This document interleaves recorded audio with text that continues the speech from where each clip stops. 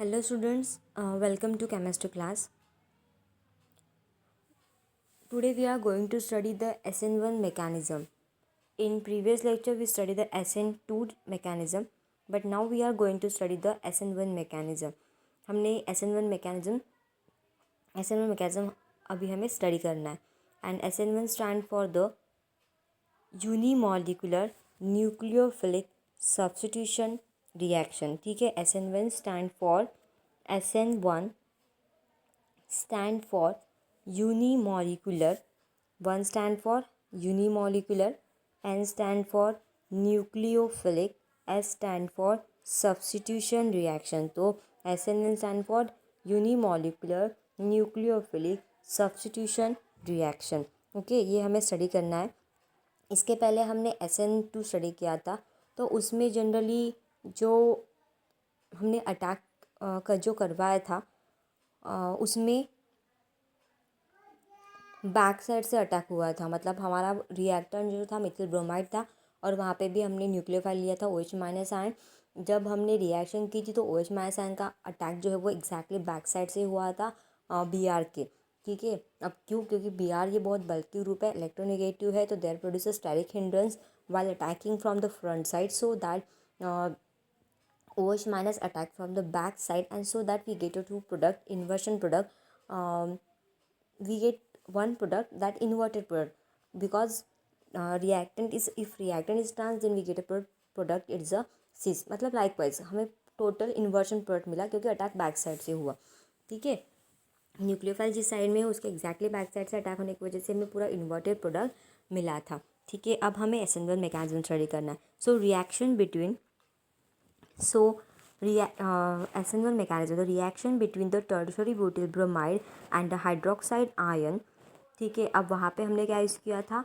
वहाँ पे हमने सिर्फ मिथिल ब्रोमाइड यूज़ किया था. But in this SN1 mechanism we have tertiary butyl bromide. हमारे पास क्या है? टर्शरी ब्यूटिल ब्रोमाइड है. टर्शरी मतलब जहाँ पे कार्बन सेंटर में है, उस जिस कार्बन पे आपका ब्रोमीन ग्रुप अटैच है, फंक्शन ग्रुप अटैच है, वो वाला कार्बन जो है वो अनादर 3 कार्बन के साथ अटैच है, इसलिए हम उसको बोलेंगे टर्शरी ब्यूटिल ब्रोमाइड. सो ये जो रिएक्शन है between the tertiary butyl bromide and the hydroxide ion to give a tertiary butyl alcohol. मतलब यहाँ से ये Br निकल जाएगा and in place of Br OH जो है वो अटैच होगा. ठीक है, OH- ion is called a hydroxide. Reaction किसके बीच में होगी? Tertiary butyl bromide and the hydroxide ion, इनके बीच में रिएक्शन होगी and we get a tertiary butyl alcohol. मतलब Br निकल जाएगा, OH अटैच होगा एंड ब्रोमाइड आयन जो है वो सेपरेट हो जाएगा. Sorry. So reaction between the tertiary butyl bromide and the hydroxide ion to give a tertiary butyl alcohol and follows the first order kinetic. और ये रिएक्शन का जो ऑर्डर है, it is a first order kinetic. मतलब इस reaction का order कैसा है? First order. ये फर्स्ट ऑर्डर रिएक्शन है. ठीक है, तो ये हो गया first point. Reaction between the tertiary, वो रिएक्शन जो थी वो सेकेंड ऑर्डर थी. ये रिएक्शन कैसी है? फर्स्ट ऑर्डर है. तो reaction between tertiary butyl bromide and hydroxide ion to give a tertiary butyl alcohol. हमें क्या मिलता है वहाँ पे? प्रोडक्ट टर्शरी ब्यूटिल अल्कोहल मिलता है एंड ब्रोमाइड आयन मिलता है. और इस रिएक्शन में रिएक्शन का जो ऑर्डर है वो कैसा है? The order of reaction is first order. Sorry, it's a first order reaction, because यहाँ पर तो एक ही रिएक्टेंट है जो रिएक्शन में take part, rate of reaction में टेक पार्ट करा, CH3/3 CBr, मतलब टर्शरी ब्यूटिल ब्रोमाइड, जिसके पावर में तो 1 है. इसका मतलब ये रिएक्शन कैसी है? फर्स्ट ऑर्डर रिएक्शन है. Okay, and that is the rate of this reaction depend on the concentration of only one species. इस रिएक्शन का जो रेट है वो किसके ऊपर डिपेंड करता है? Depend on the concentration of only one species. ठीक है, रिएक्शन पर डिपेंड करता है ओनली वन स्पीसीज पे. मतलब रिएक्शन में तो आपको दिखने के लिए 2 स्पीसीज दिख रही है, एक टर्शरी ब्यूटिल ब्रोमाइड भी दिख रहा है और OH- आयन भी दिख रहा है, बट रिएक्शन का रेट जो है वो ओनली डिपेंड करता है on the concentration of tertiary butyl bromide. किसके ऊपर डिपेंड करता है वो? टर्शरी ब्यूटिल ब्रोमाइड के ऊपर डिपेंड करता है। सॉरी, टर्शरी ब्यूटिल ब्रोमाइड के ऊपर वो डिपेंड करता है। इसलिए ये रिएक्शन कैसी है, which is the tertiary butyl bromide and hence the reaction is called as a unimolecular reaction. और यहाँ पे हम सब्स्टिट्यूशन कर रहे हैं, वो भी न्यूक्लियोफिलिक सब्स्टिट्यूशन कर रहे हैं, इसलिए इसको हम बोलते हैं सब्स्टिट्यूशन न्यूक्लियोफिलिक यूनिमॉलिक्यूलर या फिर यूनिमॉलिक्यूलर न्यूक्लियोफिलिक सब्स्टिट्यूशन। ये बोलने के लिए थोड़ा अच्छा लगता है, ठीक है। या फिर आप ऐसे भी बोल सकते जैसे वर्ड दिया है, S stand for substitution, N stand for nucleophilic and unimolecular. Substitution nucleophilic unimolecular, but बोलने के लिए ये अच्छा लगता है unimolecular nucleophilic substitution reaction. Okay, समझ में आया? तो ये जो रिएक्शन है, किसके बीच में हम रिएक्शन करने वाले हैं? Tertiary butyl bromide and hydroxide ion. And what we get here, this we get the one product that is the tertiary butyl alcohol. मतलब यहाँ पे Br के जगह पे OH अटैच हो जाएगा and we get bromide ion separately. And then this reaction is first order it follow the first order kinetic because rate of reaction में जो reaction का जो रेट है it depend sorry first order kinetic है, मतलब rate of reaction में एक ही reactant जो है, रेट ऑफ रिएक्शन में एक ही सबस्ट्रेट एक ही रिएक्टेंट टेक पार्ट कर रहा है और उसके पावर में 1 है। इसका मतलब इस रिएक्शन ये रिएक्शन जो है वो फर्स्ट ऑर्डर है। और रेट ऑफ रिएक्शन के इक्वेशन में एक ही रिएक्टेंट डिपेंड, एक ही रिएक्टेंट का कॉन्सेंट्रेशन हमने लिया है, वो भी टर्शियरी ब्यूटिल ब्रोमाइड का। तो अगर रिएक्शन का रेट एक ही स्पीसीज़ के ऊपर डिपेंड है, वो भी एक ही स्पीसीज़ के कॉन्सेंट्रेशन के ऊपर डिपेंड है, तो that is called as a unimolecular reaction and it is unimolecular nucleophilic substitution reaction, ठीक है। देन नेक्स्ट पॉइंट देखो, it can be seen in this reaction that, ये हमने इस रिएक्शन से हमें ये पता चलता है कि concentration of only substrate appears in the rate equation, ठीक है। रेट के इक्वेशन में सिर्फ एक ही concentration of only one substrate appear, सिर्फ एक ही रिएक्टेंट का, एक ही सबस्ट्रेट का, वो भी कौन सा? टर्शियरी ब्यूटिल ब्रोमाइड, इस सबस्ट्रेट का ही कॉन्सेंट्रेशन अपीयर हो रहा है रेट के इक्वेशन में। सो concentration of nucleophile does not influence the reaction. इसके वजह से न्यूक्लियोफाइल का कुछ भी कॉन्सेंट्रेशन रहे वो कोई मैटर करता नहीं है, does not influence the sorry, concentration of nucleophile does not influence the reaction. मतलब हम न्यूक्लियोफाइल का कितना कॉन्सेंट्रेशन ले रहे हैं वो उस रिएक्शन के लिए मैटर करता नहीं, क्योंकि रिएक्शन का जो रेट का इक्वेशन हमने लिखा है, उस रेट के इक्वेशन में सिर्फ एक ही रिएक्टेंट के कॉन्सेंट्रेशन के ऊपर रिएक्शन का रेट डिपेंड करता है। इसलिए हमने न्यूक्लियोफाइल कितना भी लिया तो वो मैटर करता नहीं है। मतलब ये जो न्यूक्लियोफाइल है उसका जो कॉन्सेंट्रेशन है does not influence the rate of reaction, वो रिएक्शन के रेट को इन्फ्लुएंस नहीं करता, वो मैटर नहीं करता। मैटर कौन करता है? टर्शियरी ब्यूटिल ब्रोमाइड मैटर करता है। Okay, now next point, in other word tertiary butyl bromide react with the hydroxide by two step mechanism. In other word में हम क्या बोल सकते हैं कि जो टर्शियरी ब्यूटिल ब्रोमाइड है that reacts with hydroxide ion by a two step mechanism. और वैसे तो रिएक्शन यूनिमॉलिक्यूलर है, वो एक ही मॉलिक्यूल के ऊपर डिपेंड करती है, क्योंकि रेट की रिएक्शन में तो एक ही मॉलिक्यूल एक ही सबस्ट्रेट के कॉन्सेंट्रेशन पे डिपेंड करती है, ये हमें दिख रहा है। बट रिएक्शन जो है यूनिमॉलिक्यूलर होने के बावजूद भी उसमें वो रिएक्शन 2 स्टेप में कैरिड होती है, एक स्टेप में नहीं होती। यूनिमॉलिक्यूलर मतलब एक नहीं, हाँ, रिएक्शन का रेट एक ही सबस्ट्रेट के कॉन्सेंट्रेशन के ऊपर डिपेंड करता है, एक ही रिएक्टेंट के कॉन्सेंट्रेशन के ऊपर डिपेंड करता है, इसलिए वो यूनिमॉलिक्यूलर है। बट ये रिएक्शन कितने स्टेप्स में होती है? This reaction carried out in a 2 steps. कितने स्टेप्स में होती है? 2 स्टेप्स में होती है। अब ये कैसे 2 स्टेप में होती है? इसमें से एक स्टेप, पहली स्टेप जो है it is a slow step. In slow step CX bond in the substrate undergoes heterolysis, and in the subsequent fast step the nucleophile uses its electron pair to form a new bond with the carbon undergoing change। तो हम पहले slow step के बारे में देखते हैं। पहले slow step में क्या होता है कि हमारा जो टर्शियरी ब्यूटिल ब्रोमाइड सबस्ट्रेट जो है उसमें जो CX बॉन्ड है, ठीक है, tertiary butyl bromide CH3 bond CH3, ठीक है, ये CH3 एंड Br। ओके, तो सबसे पहले क्या होता है, फर्स्ट स्टेप में क्या होता है, ये जो हमारा टर्शियरी ब्यूटिल ब्रोमाइड का जो सबस्ट्रेट है इसमें जो CBr का जो बॉन्ड है, मतलब ये कौन सा बॉन्ड हो गया? CX बॉन्ड, ठीक है। अब X मतलब हम क्या लेंगे यहाँ पे? Br। कौन सा बॉन्ड है ये? CX बॉन्ड है। ओके, कौन सा बॉन्ड है ये, CX बॉन्ड है। तो ये जो CBr बॉन्ड, CX मतलब CBr बॉन्ड, अब X मतलब यहाँ पे हम Br ले रहे हैं, ठीक है। तो ये जो CBr बॉन्ड है इसका पहले क्या होता है, हेट्रोलिसिस होता है। हेट्रोलिसिस होता है मतलब क्या, कि कार्बन और ब्रोमीन में, ब्रोमीन ये हाईली इलेक्ट्रोनेगेटिव है, तो ये बॉन्ड जो है वो इक्वली ना ब्रेक होते हुए इस बॉन्ड के पूरे इलेक्ट्रॉन जो है वो ब्रोमीन की तरफ शिफ्ट होते हैं, क्योंकि ये हाईली इलेक्ट्रोनेगेटिव है, उसको जितने इलेक्ट्रॉन लगेंगे वो उतना लेते जाता है। तो इसके बीच का जो बॉन्ड है वो पूरा का पूरा ब्रोमीन की तरफ शिफ्ट होता है। अगर ये पूरा बॉन्ड अगर ब्रोमीन की तरफ शिफ्ट हो गया तो इलेक्ट्रॉन शिफ्ट होने की वजह से bromine carries the negative charge and that get convert into bromide ion. ये पूरा बॉन्ड हेट्रोलिसिस से ब्रेक हो जाता है, ये पूरे के पूरे इलेक्ट्रॉन ब्रोमीन के पास चले जाते हैं। तो अब ये जो बॉन्ड था वो दोनों के बीच में था, तो इसके जो इस बॉन्ड के अंदर जो दो इलेक्ट्रॉन थे वो दोनों के किसके, कार्बन का भी था और Br के भी थे, सॉरी कार्बन के भी थे और Br के भी थे। बट हाइड्रोलाइटिक फिजन होने की वजह से यहाँ पे पूरा का पूरा बॉन्ड जो है, मतलब पूरे के पूरे बॉन्ड के दो इलेक्ट्रॉन जो है वो ब्रोमीन की तरफ शिफ्ट हो गए।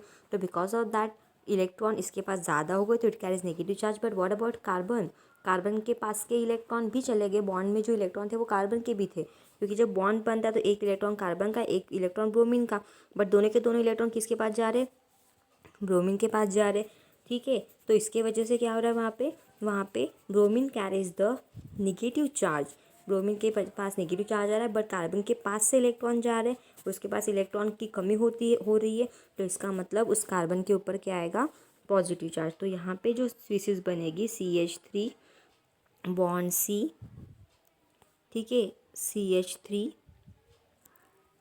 देन यहाँ पे CH3 and it carries the plus charge. ऐसे हमें दो प्रोडक्ट मिलने वाले, कौन से दो प्रोडक्ट मिलने वाले हैं, ठीक है। एक ये हमारा tertiary butyl bromide carbocation and another we get a bromide ion, क्योंकि ये बॉन्ड ब्रेक हो गए, इसके दो पार्ट हो गए, एक ब्रोमाइड आयन सेपरेट हो गया और ये बाकी की स्पीसीज है वो भी सेपरेट होगी, ठीक है। और वो स्पीसीज को कौन सी बनी, टर्शरी ब्यूटिल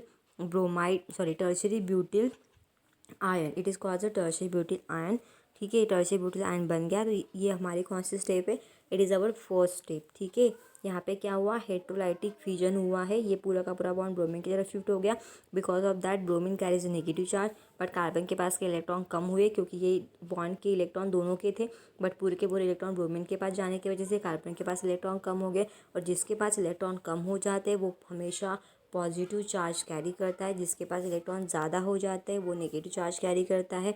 तो इसके पास इलेक्ट्रॉन ज़्यादा, इसके पास इलेक्ट्रॉन कम हो गए, so this carbon carries plus charge and it get converting to a carbocation. But which carbocation it is a tertiary butyl carbocation, okay. तो टर्शरी ब्यूटिल कार्बोकटायन फॉर्म हुआ और ब्रोमाइड आयन फॉर्म हुआ, this is our first step. अब हमारे इसमें हमें ये product मिला टर्शरी ब्यूटिल कार्बोकटायन।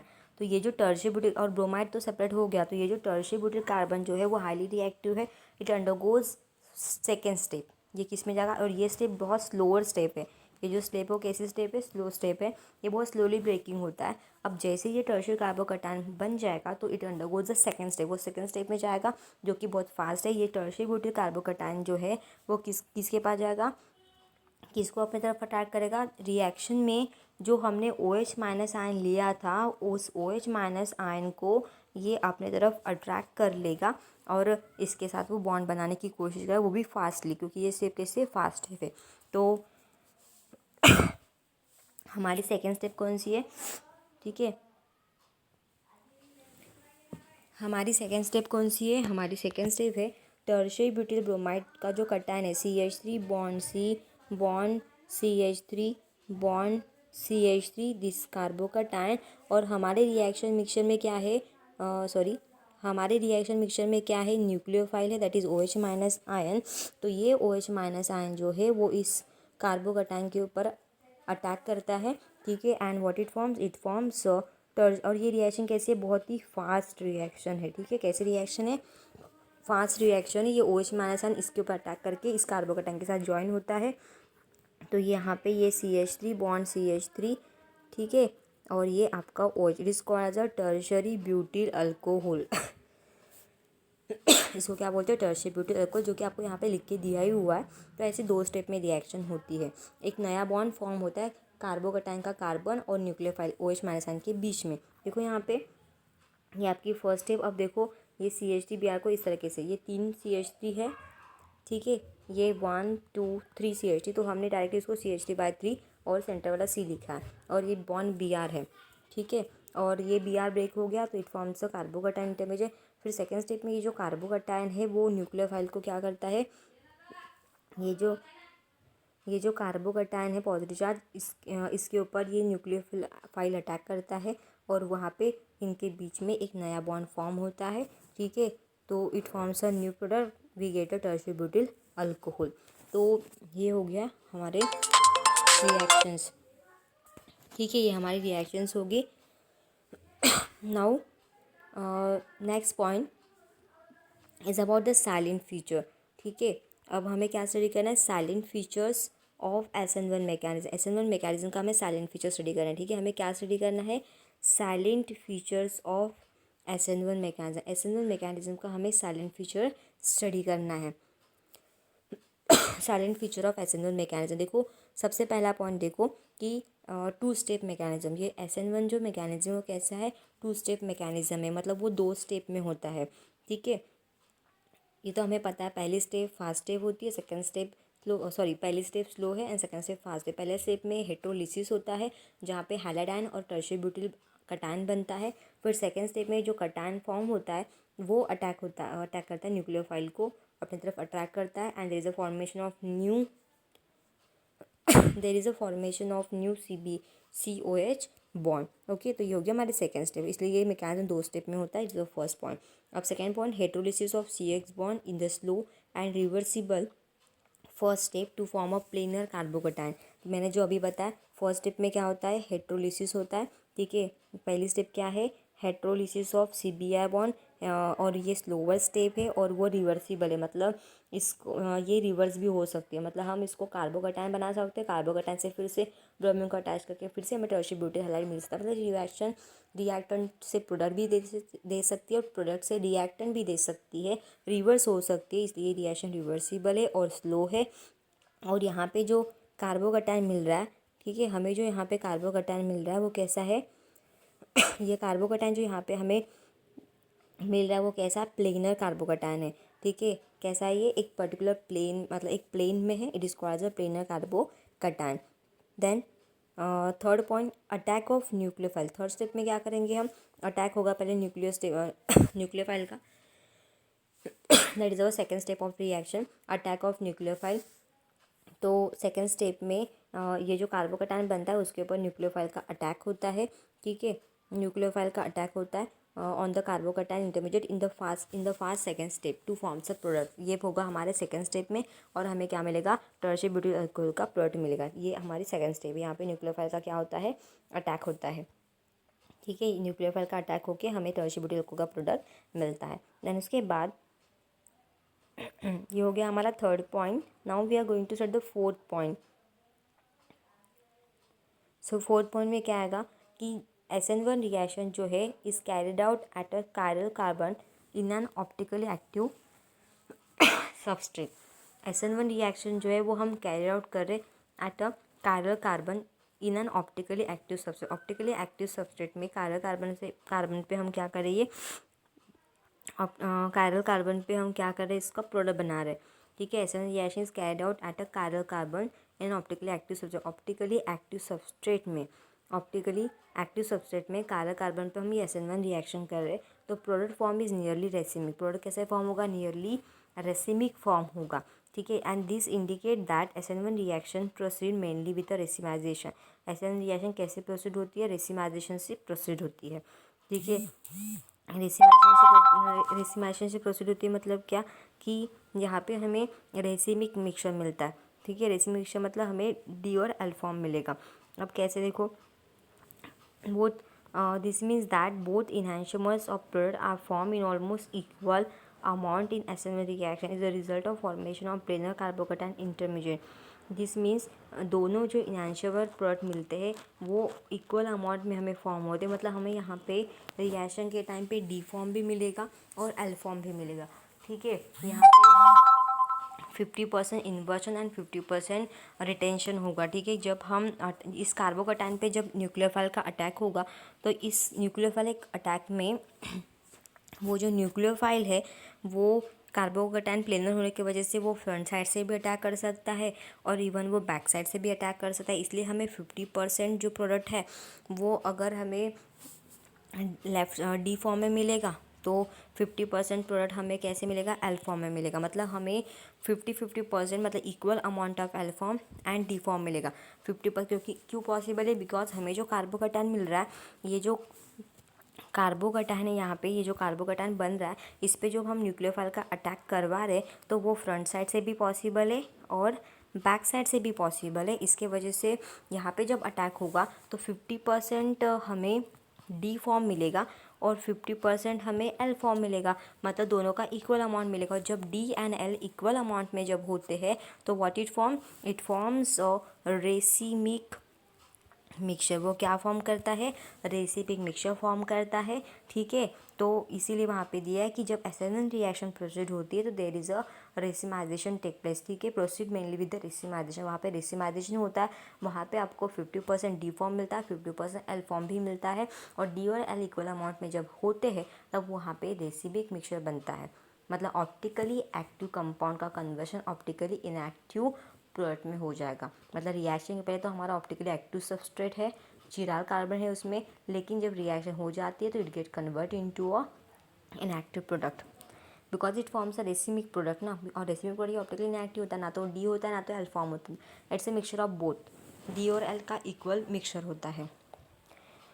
समझ में आया। Racemisation in acid reaction is a result of formation of planar carbocation. ये क्यों फॉर्म हुआ, क्योंकि हमें जो इंटरमीडिएट मिलता है फर्स्ट स्टेप में कार्बोकैटायन, वो कार्बोकैटायन प्लेनर होने की वजह से सेकंड स्टेप में न्यूक्लियोफाइल कहाँ से भी अटैक करता है, फ्रंट से भी और बैक से भी। तो आधा फ्रंट से करेगा, आधा बैक से करेगा, तो आधा हमें डी फॉर्म मिलेगा, आधा एल फॉर्म मिलेगा। मतलब एक ही मिक्सचर में हमें डी भी मिलेगा, एल भी मिलेगा, वो भी इक्वल अमाउंट में। And that equal equimolar proportion of D and L form is it's called as a racemic mixture. So nucleophile can attack planar carbohydrate either side मतलब front side as well as back side, which result in the formation of both enantiomer subproduct D form and L form। में दोनों enantiomer मिलेंगे, D form भी मिलेगा, L form भी मिलेगा, dextro and लियो दोनों form मिलेंगे। So that's called a racemic product. Okay, तो यहाँ पे आपका ये पॉइंट ख़त्म होता है। तो यहाँ पे न्यूक्लियो SN1 रिएक्शन भी कंप्लीट हो जाती है। आई होप आपको समझ में आ गया होगा। आपको अगर ये समझ में तो आप एक बार इस वीडियो को फिर से देखो तो आपको ये डाउट्स क्लियर हो जाएंगे। तो इस लेक्चर में यही तक। Thank you so much.